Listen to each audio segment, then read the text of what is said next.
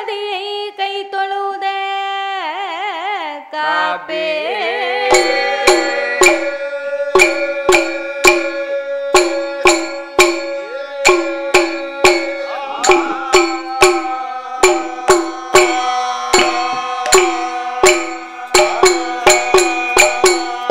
வாக்குண்டாம் நல்ல மனதுண்டாம் வாமலராய் நோக்குண்டாம் மேனி நொடுங்காதே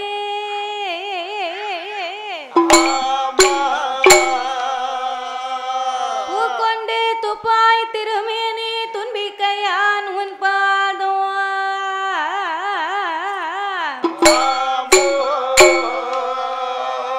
தப்பாமல் சார்பார் தமக்கே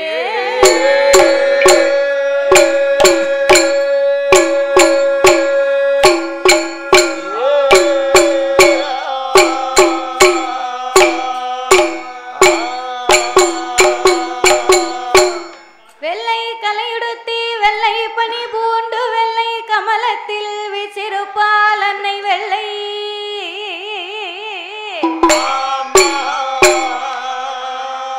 வெள்ளை அரியாசனத்திலே அரசரோடு என்னை சரியாசனத்தில் வைத்த எந்தாயே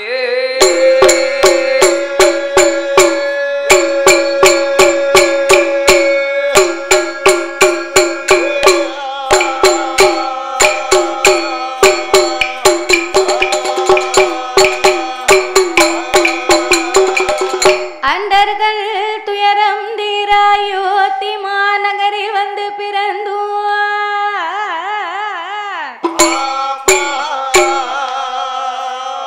தண்டகாருண்யம் சென்றே சமுத்திரத்தை ஓரணையாகவே கட்டி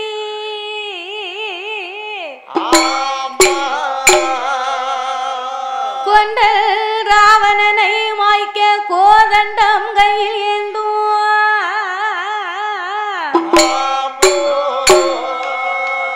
பண்டரி போச்சும் ராமா ராமச்சந்திரா உன் பொனடி கமலம் போச்சு போச்சு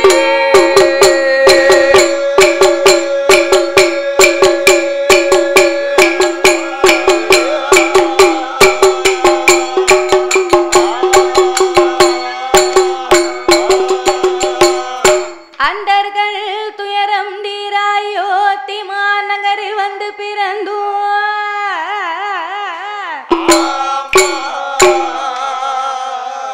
பச்சாத பொய்கை வளநாடு கண்டு மலை மேல் இருக்கும் திருமலை குமரா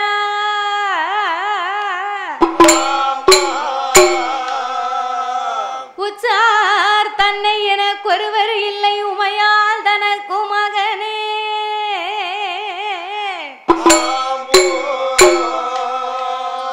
முத்தாடை தந்து அடியாலை ஆட்கொள்வாய் முருகேசா என் மனத்துள் நின்று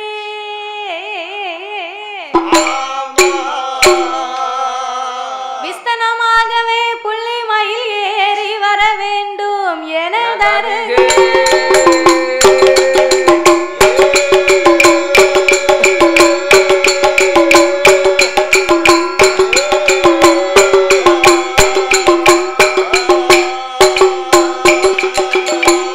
சுந்தரி சவுந்தரி நிரந்தரி அம்மையா சோதியாய் நின்ற உமையே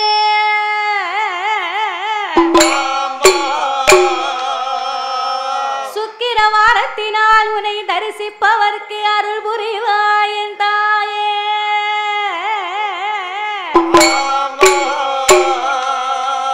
அத்தி வரதந்தங்கை சக்தி சிவன் ரூபம் அதை அடியால் நான் சொல்ல திறமோ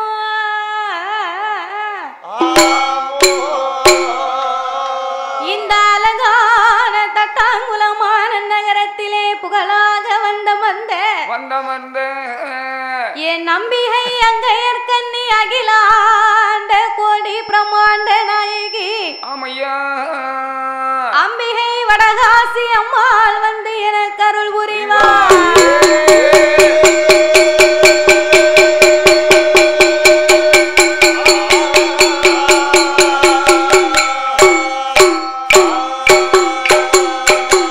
சம்போ அறிவோம்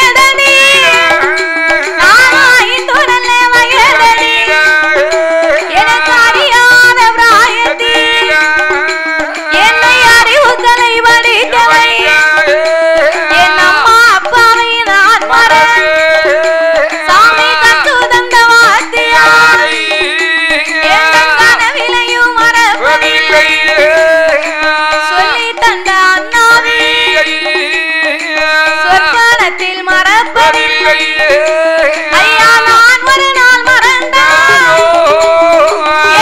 ஒரு நாள் மறப்பதில்லை இந்த நெஞ்சோரு நாள் மறந்தால் என் நினை ஒரு நாள் மறப்பதில்லை சொல்லாலே மறந்தால் சொல்லாலே மறந்தால் வாத்தியாரை சொற்பனத்தில் மறப்பதில்லை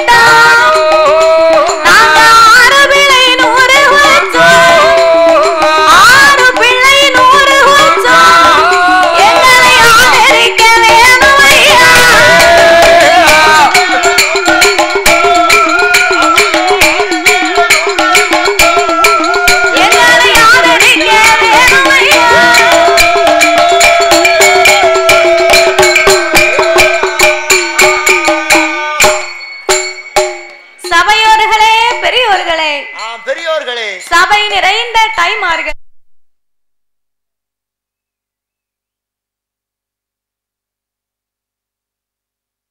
படிக்கமோ இல்லையோ மோட்டர் நல்லா படிக்கி.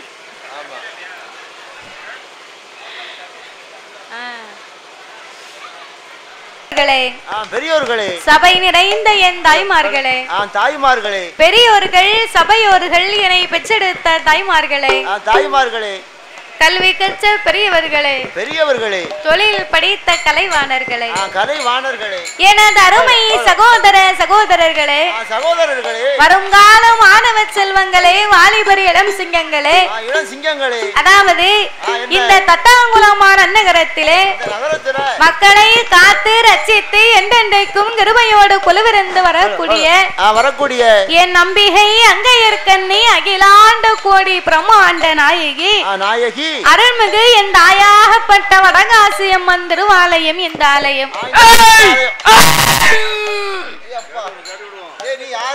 அது தாத்தாவுக்கு வேற ஒண்ணும் இல்ல. திடீர்னு வருதுன்னா அவர் இருக்க விரதம் அப்படி. அவருக்கு பிறகு அவர் 3 மாசம் குளியாம இருக்காரு. தாத்தாவுக்கு ஏற்கனவே தண்ணியில கண்டோம்.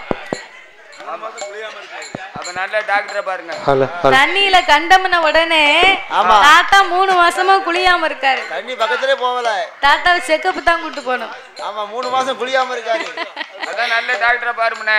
தாத்தா ஏன் அப்படி இருக்காருன்னா, என்ன காரணம்? சுவாசியக்கார தண்ணியில கண்டம்னா குளிக்க தண்ணியில கண்டம் நினைச்சு இவர் குளிக்காம இருக்காரு. அவர் குளிக்க தண்ணியில இல்ல, குடிக்க தண்ணியில கண்டம்னார். அந்த 12 மணி தண்ணியில பிறகு அந்த பாட்டில தண்ணிய குறைக்க சொன்னதுக்கு இவர் குளிக்காம அலைதார். தண்ணியில கண்டம்னா விவரம் இல்லாம குளிக்காம அலைதாரு. பிறகு 3 மாசம் ஆச்சு. அப்போ விரதம் சாமி வரத்தானே செய்யும். அதான் நீ எந்த தண்ணிக்கிட்டையும் போக கூடாண்டிய. இப்ப அதான் பெரிய வாடா இருக்கு. பரவாயில்ல. அப்பேர்வட்ட இந்த வடகாசி அம்மனுடைய திருவாலயத்திலே கார்த்திகை மாதத்திலே அம்மாளுக்கு கொடை விழா பெரும் விழாவாகவே நடந்து வருகின்றது. ஏற்கனவே கார்த்திகை மாதம்னு சொன்னா வடக்குத்தி அம்மா வடகாசி அம்மா எல்லா அம்மாவும் ஒண்ணுதான். அந்த வடகாசி அம்மா வடக்குத்தி அம்மாவுக்கு எல்லாம் உகந்த மாசம் இந்த மாசம் தான். அப்பேர்வட்ட இந்த உகந்த மாதத்திலே அம்மனுடைய ஆலயத்திலே செவ்வாய்க்கிழமையை முன்னிட்டு சிறப்பான கொடை விழா நடந்து வருகின்றது. அப்பேர்வட்ட இந்த அம்மனுடைய திருவாலயத்தில் இன்றைக்கு ஒரு நேர நிகழ்ச்சிக்காக மட்டும் நாமல் 6 பேர்களையுமே நாமல் வில்லிசையை இங்கு வரவழைத்து உள்ளார்கள்.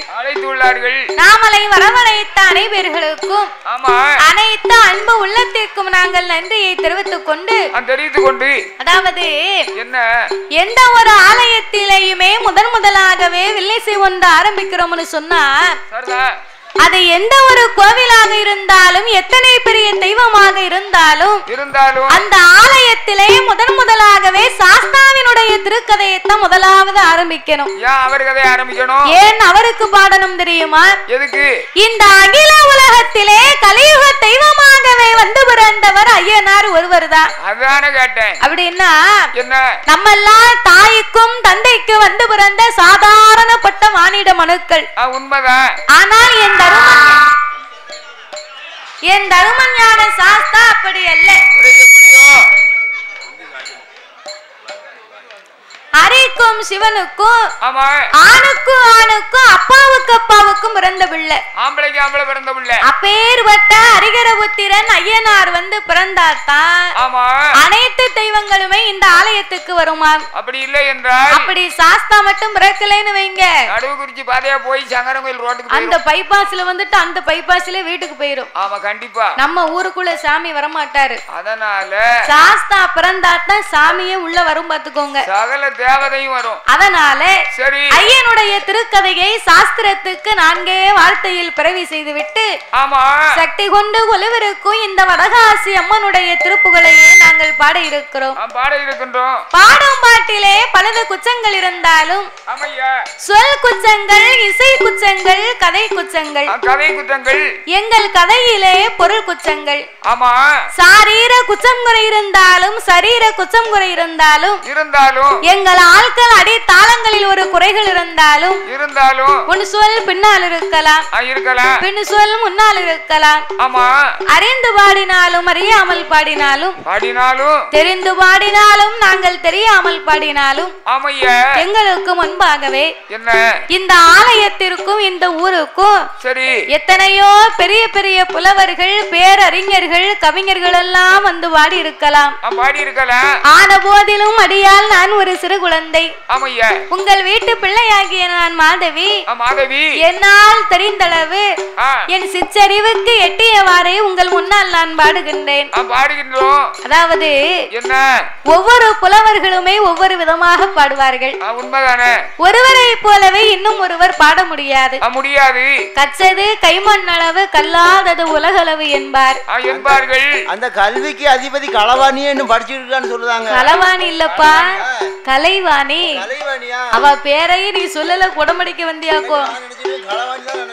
களவாணி இல்ல, நான் கூட சின்ன வயசுல ஒரு காலத்துல அப்படித்தான் சொல்லிக்கிட்டு இருந்தேன். பிறகுதான் விவரமே தெரியும். பிறவே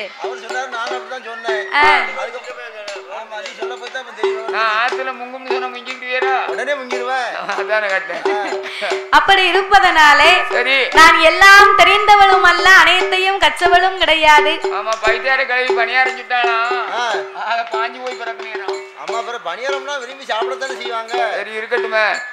ஆகையினாலே உங்கள் வீட்டு பிள்ளை தவறு செய்தால் அதனை எப்படி வீட்டிற்கு அழைத்து சென்று அன்போடு ஆதரிப்பீர்களோ அதுபோல் எங்கள் 6 பேர்களையுமே ஆதரிக்குமாறு கேட்டுக்கொள்கிறோம். யாருக்காவது கோவங்குவ வந்தா என்ன தாத்தாவை கூட்டு போங்க. எதுக்கு? அவர் என்னைக்கும் கண்ணாடி போட்டு வருவாரு. இன்னைக்கு பார்க்க கண்ணாடியை மறந்துட்டாரு. அதனால எந்த பிரச்சனையுமே கிடையாது. பம்பாய்க்கு போயிட்டு வரும்போது ட்ரெயின்ல பெருசாலி தூக்கிட்டு போயிட்டு கண்ணாடி பம்பாய்க்கு போயிட்டு வரும்போது ட்ரெயின்ல விட்டுட்டு வந்துட்டாரு. அதனால தாத்தாவை கூட்டு போய் நல்லா இன்னைக்கு கோயில்ல போட்டாங்க பாரு அன்னதானம், அத மாதிரி நல்ல சாப்பாடை கொடுத்து சாயங்காலம் வரைக்கும் நல்லா தாத்தாவை போட்டா அடிங்க.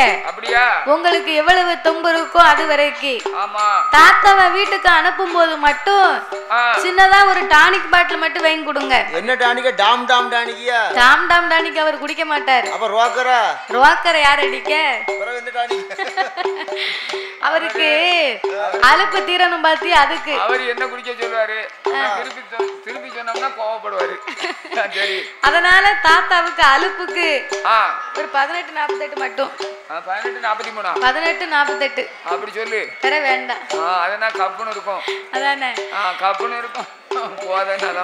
6 பிள்ளையின் 100 உச்சங்கள் அடியாலை ஆதரிக்குமாறு கேட்டுக்கொள்கிறோம். சரிதான். பாதி மதி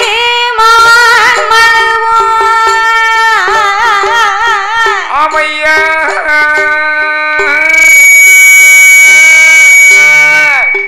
கங்கையோடு பாம்பணிந்து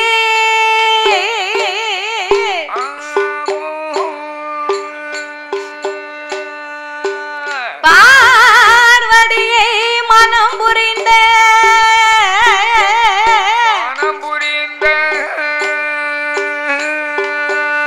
ஆதி சிவன் மோகமது கலிடமாகி அச்சுதன் என் பெருமான் இருகரத்தினால் ஏந்த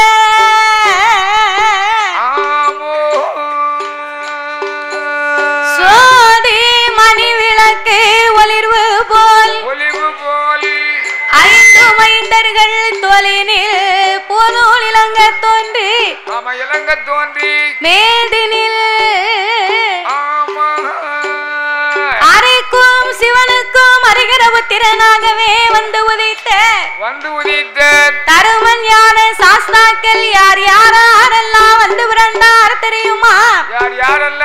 சாஸ்தா பிறந்தது பங்குனி மாதம் புதன்கிழமை உத்திர நட்சத்திர தண்டு பிறந்தார். அவர் பிறந்த கிரகம் என்ன தெரியுமா? பங்குனி மாதம் புதனது உத்திரம். சாமி பங்குனி மாதம் புதனது உத்திரம். அவுரண பஞ்சமி கடகலக்கணத்து இந்திரமாகவே அமிர்த யோகத்தில்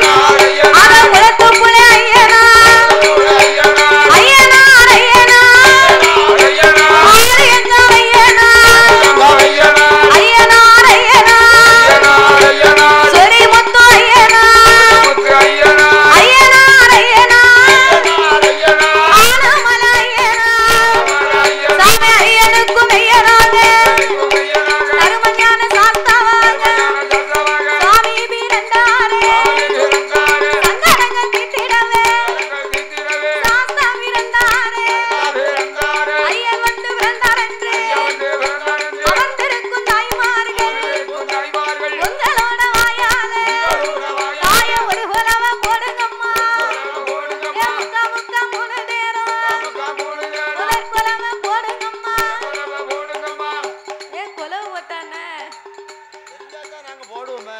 தாய்மார்களுக்கு குலவு போட தெரியாம இருக்குமா ஐயா? அப்புறம் போட வேண்டியதான குறவை. நான் குலவு போடுங்க கம்முன்னு இருக்காவோ. போடுவோமே. அந்த அக்கா ஒரு அக்கா. யாரு? அந்த அக்கா குலவு போடுங்கன்னா அவனா குலவு போட மாட்டோம்க்கா. வேற ஆளை ஏவி விடுதாவோ. ஆமா ஞாபகிருக்கா. அதெல்லாம் தாய்மார்களுக்கு குலவு போட தெரியாம இருக்காது. அப்படியா? எல்லாரும் அன்னதானத்தை சாப்பிட்டு வந்து அப்படியா மூச்சு போக மாட்டுக்கு. அப்படியா? தரவு சாப்பாடுனா எப்படி ஏற்பாடு தெரியுமா? சாம்பாரு, அதுக்கு ஏத்த கூட்டு,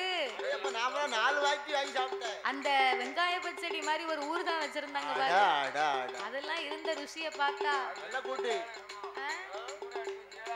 அதெல்லாம் சாப்பிட்டு வந்துட்டு எங்களுக்கு எல்லாம் மூச்சு போக மாட்டுக்கு. அப்படியா? கடவே அது மட்டும் இல்ல, நீ கொலை போட சொன்ன போன கோயில்ல இப்படிதான் கொலை போட சொன்னேன். ஒரே ஒரு பாட்டி மட்டும் கொலை போட்டாங்க. பாட்டி கெட்டு பல்லு கீழே விழுந்துட்டு ஐயோ நாய் தூக்கிட்டு ஓடியே போயிட்டு. பாட்டிக்கு கெட்டு பல்லா இருந்ததுனால கீழே விழுந்துச்சு. ஆமா, எங்க தாய்மார்களுக்கு எல்லாம் நல்லா இருக்கு. இங்க போற நல்ல பல்லு இப்ப போடுவாங்க பாரு கொலவை. போடட்டும் பாப்போம். போடுங்கம்மா ஒரு குலவை. பொன்னான மணி குலவை.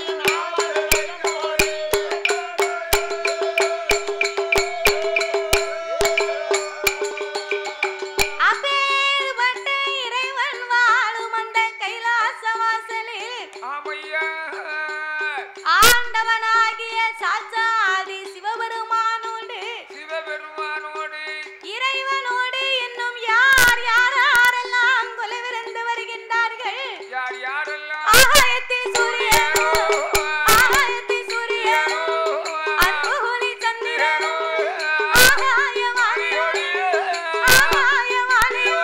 அன்னை கங்காதேவி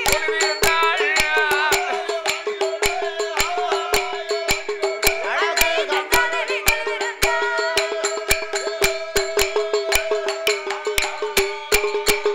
அங்கே கொலுவிருக்கும்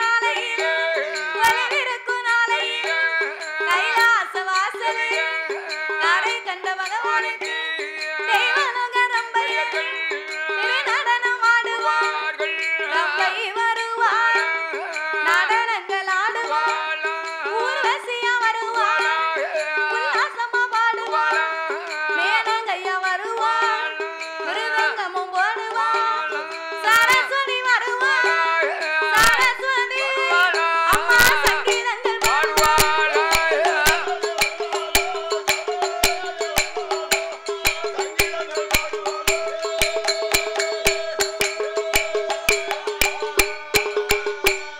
அப்பேற்பட்ட இறைவன் வாழும் அந்த கைலாச வாசலில் ஏ மீசக்கார தாத்தா, தாத்தாவுக்கு துணையா இருப்பேன்னு பார்த்தா எங்க எந்திரிச்சு போறிய? சூப்பர் வில்லுன்னு போயிட்டாரு. அப்படியா? இந்த வில்ல எங்க இருந்து கொண்டு வந்தீங்க? ஆ, வில்லு சூப்பர் வில்லு அப்படின்ட்டு போறாரு அண்ணாச்சி. வில்லு சூப்பர்னாலும் உட்கார்ந்து கேட்க வேண்டாம்.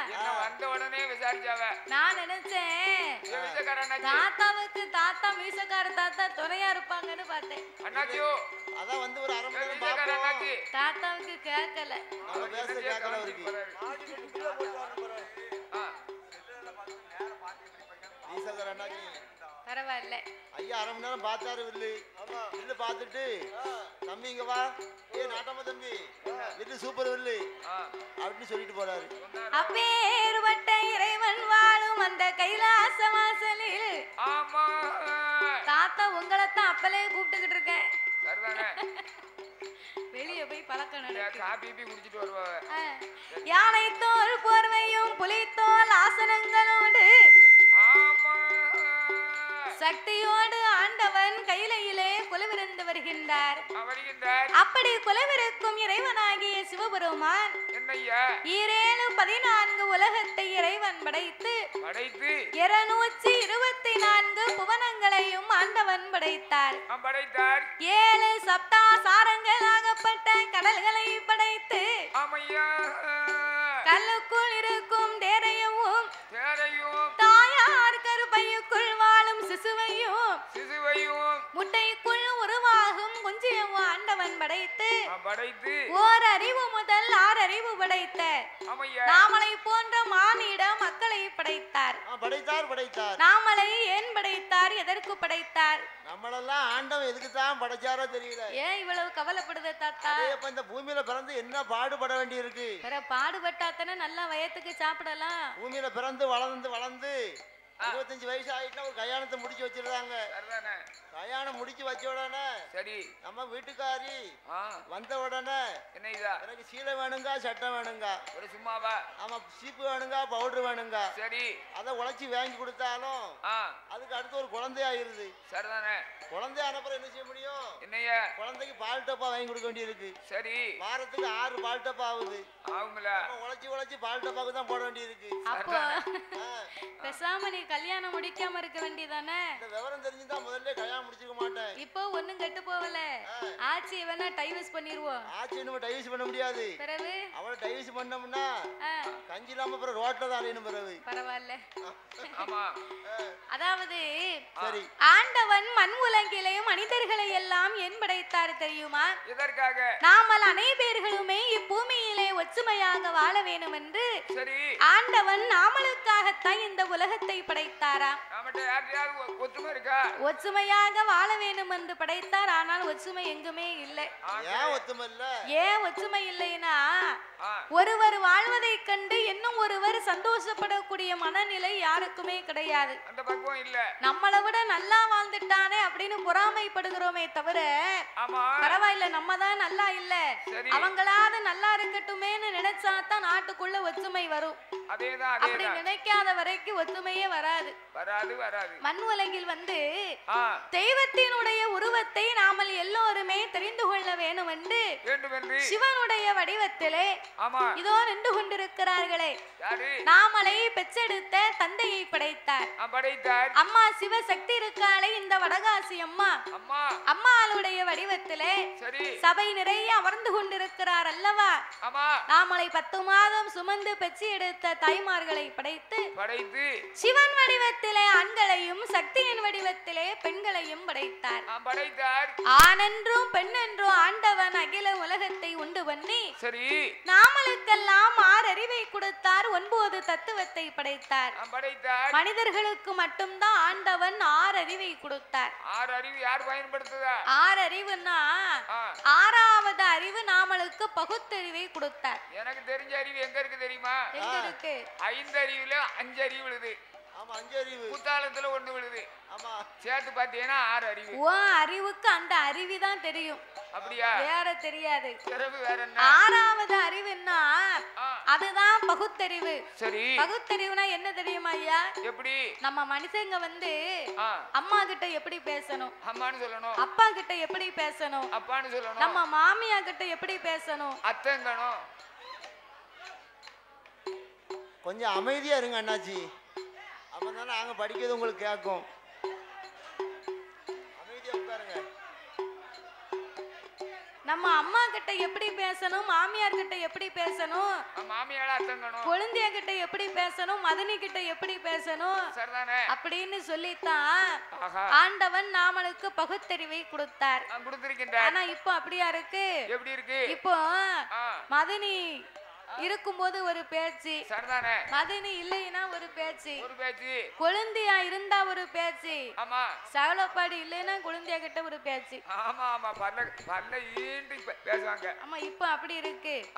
ஆனா இந்த இறைவனாகிய பகவான் இந்த உலகத்து மக்களுக்கெல்லாம் இரவென்றும் பகல் என்றும் 2 நாளிகை உண்டு பண்ணினார். பகலெல்லாம் நாமளுக்கு ஓய்வில்லாத உழைப்பை கொடுத்தார். இரவு எல்லாம் ஓய்வெடுக்கக்கூடிய நித்திரை உறக்கத்தை கொடுத்து இப்படியாகவே படைத்த இறைவன் உலகத்தை படைத்தால் மட்டும் போராது, பட்டினி இல்லாமல் படியிழக்க வேண்டும் என்று ஆண்டவன் எப்படி படியிழந்து வருகின்றார் தெரியுமா? எப்படி ஐயா? நாளை நல்ல தினை எடுத்து நாளை நல்ல தினை எடுத்து நாளை நல்ல தினை எடுத்து அவர் நாடு எங்கும் படி அளந்தார், அவர் நாடு எங்கும் படி அளந்தார்,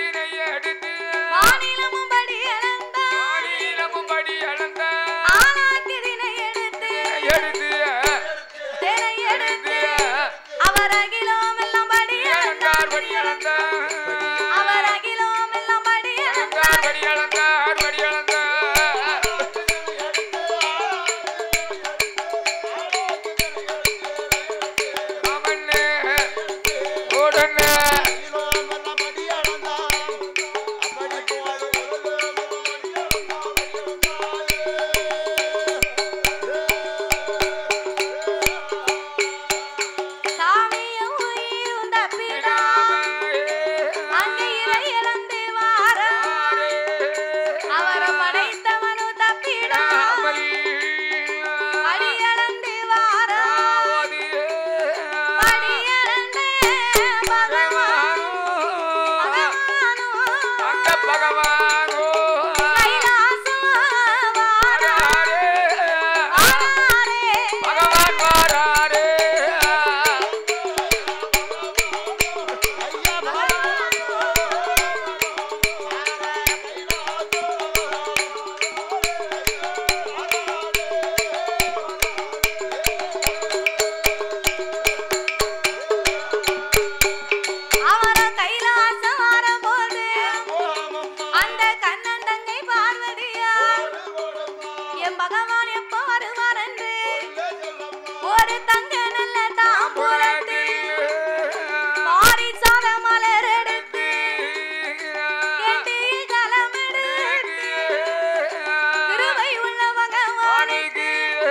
கண்டிப்பாக எல்லாரும் சாரல் டிவி பாருங்கள். சேனல் சப்ஸ்கிரைப் பண்ணிக்கோங்க, கமெண்ட் பண்ணுங்கள், ஷேர் பண்ணுங்கள். சப்ஸ்கிரைப் பண்ணிவிட்டு மறக்காமல் பெல் பட்டனை கிளிக் பண்ணிக்கோங்க.